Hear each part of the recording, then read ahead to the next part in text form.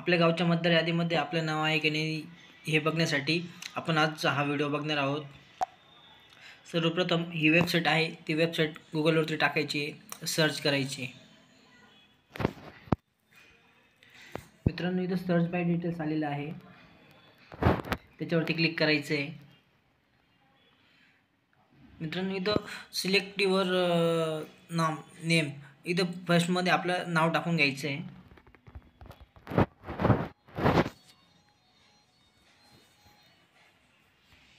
मी टाकलं मित्रांनो, खाली बघा रिलेटिव्ह नेम आलं आहे, इथं वडिलांचं नाव टाकून घ्यायचं आहे।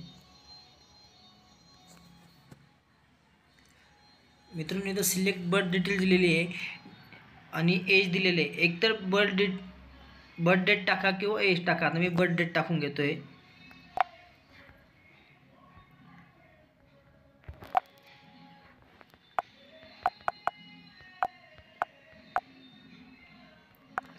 मित्रांनो,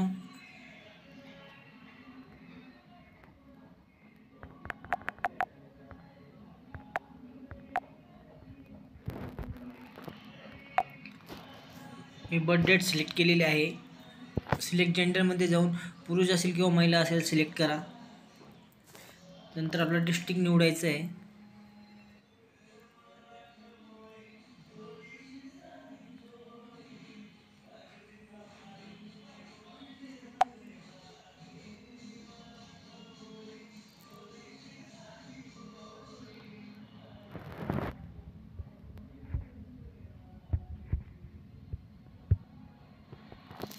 कॅप्चा कोड टाकून घ्यायचा मित्रांनो। इथं स्टेट निवडायचं राहिलं आहे, त्यामुळं ते रिटर्न आलेलं आहे।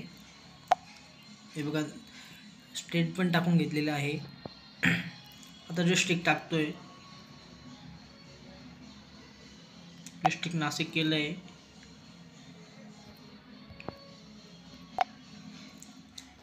कॅप्चा तर मेन्शन केलेला आहे। आता बघा सर्च करतोय। मित्रांनो, हे बघा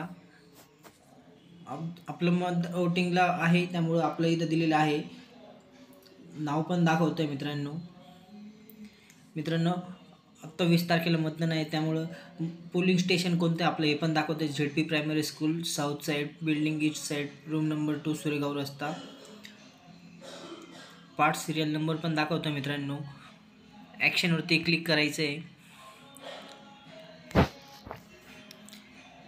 मित्रांनो, हे बघा डिटेल्स ऑफ वोटर, तुमची डिटेल्स आलेली आहे।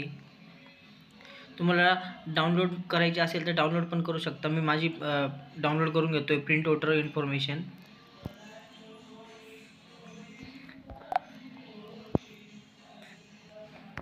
मित्रांनो, मी तर डाउनलोड केलेली आहे, तुम्ही पण करा।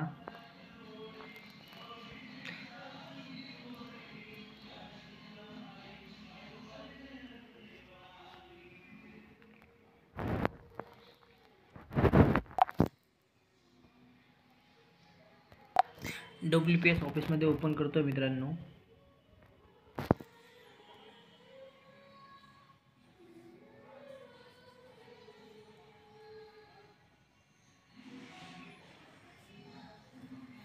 मित्रांनो, हे बघा डाउनलोड झालेले आहे। बघा आपली माहिती बघू शकता तुम्ही। 20/11/2024 आपली वोटिंग आहे। अशाच नवीन व्हिडिओसाठी आपल्या चॅनलला फॉलो करा, सबस्क्राईब करा, लाईक करा। ही लिंक आपल्या याच्यामध्ये बायोमध्ये दिलेली आहे, लिंकवरती जाऊन आपण चेक करू शकता। Thank you for watching.